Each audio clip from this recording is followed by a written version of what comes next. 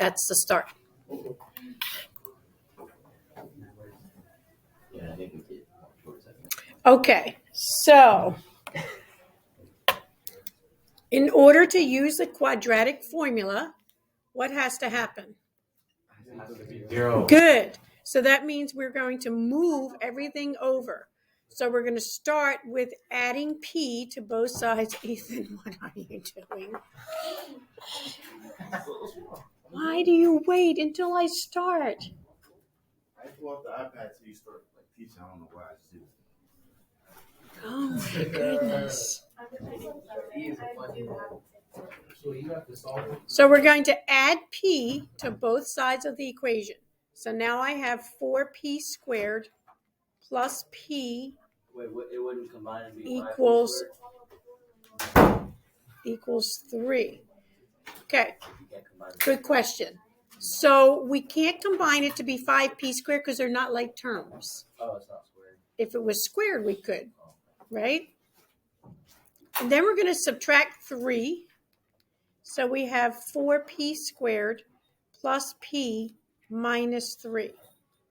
Okay, so what we've done is we've basically just moved everything over. When you move it over, you take the opposite. Okay, when you move it over, you take the opposite.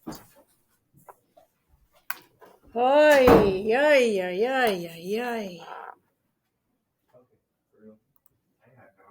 Right? Exactly. The signs are going to switch. So notice that I did not move this over because it seems like it would be easier to move that over. No. You're just going to have to wait, Tristan. Enough interruptions here. Right? So it seems like it would be easier just to move this one over. So why didn't I do that? Because the equal sign would still be there. No. Because it's you don't want us to get into that habit because that's the first number. So what would happen if it was the first number? And then it becomes negative. It would become negative, yeah. So if we move this over, this would be a negative 4p squared, and I don't want that first number to be negative. Everything else can be negative, but not the first number, okay? We don't want the first number. See, school at 10 o'clock. 10 o'clock would work so much better. Hello, Michael. That's true. They're here. Except for oh,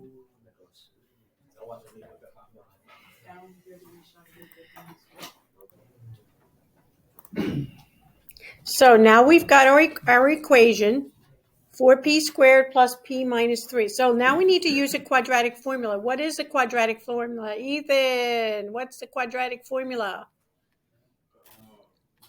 X equals b plus minus. Negative b?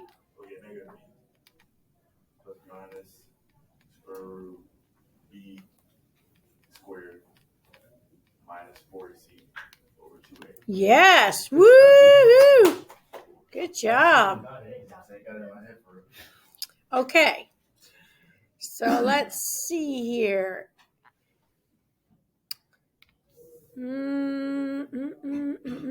Angel, what does A equal? A, you have to put it at 4. I mean, the P. 4P. Just 4. What's B? Just a 1P. And what's C? 3. Negative 3. Okay. Let's plug it in. Okay, you can just pretend that this is X and not P. I don't know why they insist on using different variables.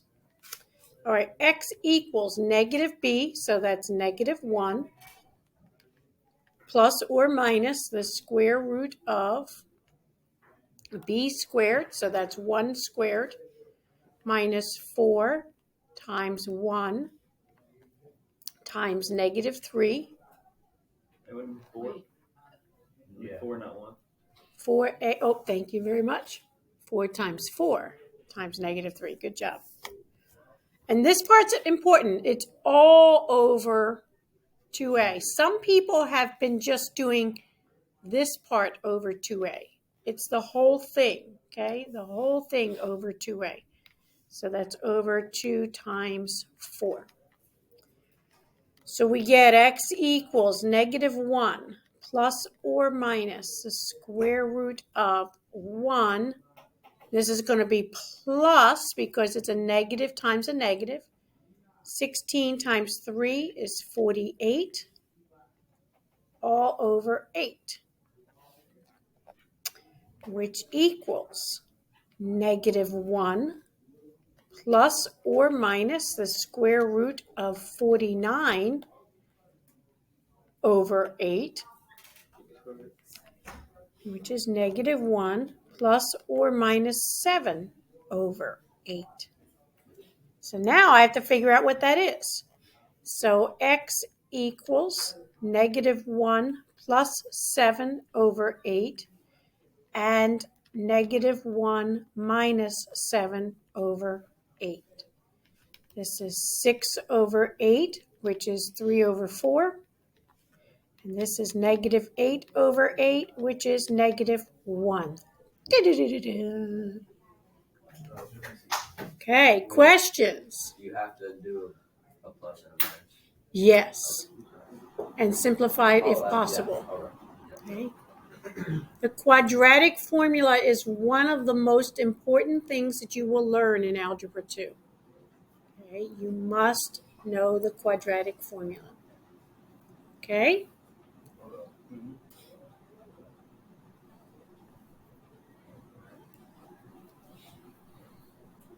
Yes. Oh, they you put the answers down. Is it on here? What do you mean? How did you put the answer? No, like, do you put it in parentheses or?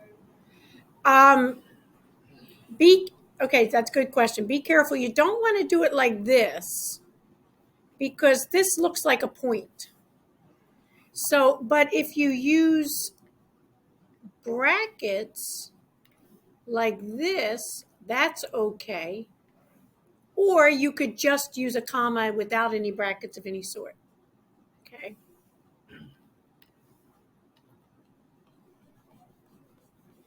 Okay, so I want everybody to put everything away. Take out a pencil.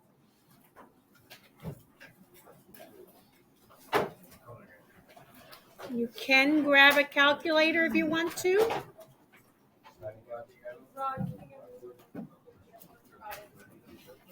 Oh, wait, I'm sorry. You don't even need a calculator. Never mind. You don't need a calculator. It's okay. Everybody, please listen so that I don't have to keep giving the same instructions.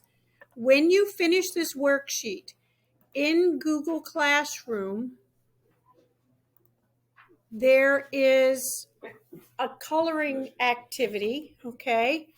And what you're going to do is you're going to solve the equation. For instance, the first one, the solution is -2 and 7. And you see how this says yellow here? Mm-hmm. So that means what you're going to do is you're going to pull up. Where to go? Oh, there it is. No, you can't calculate. Okay. You're going to go to this, and every place you see a 1, you're going to color yellow. You're going to use your Notability. If you don't have colored pencils, you can use Notability. Okay. So let me show you again. Right? You're going to solve the equation. You're going to look for the solution over on the other column. So for instance, the first one, the solution was -2 and 7. It says yellow. So then you're going to go to your picture, and every place you see a 1, you'll color yellow, right? When you get the solution that says -3, -1, that's pink. So let's just pretend that maybe that was number 4. So that means every time you see a 4, you're going to color it pink. Is that a ram? Okay. Giraffe. Okay. So you're going to do that after the 5-problem worksheet that you have. Okay. After the worksheet. Please listen. It's whatever you want it to be. Please listen. Hey. It's Michael Jordan. I don't care. All right. Please listen. you will upload the worksheet that you're working on and also the picture, the colored picture. Okay? Everybody understand? Okay. So we got 2 things to do, that's it?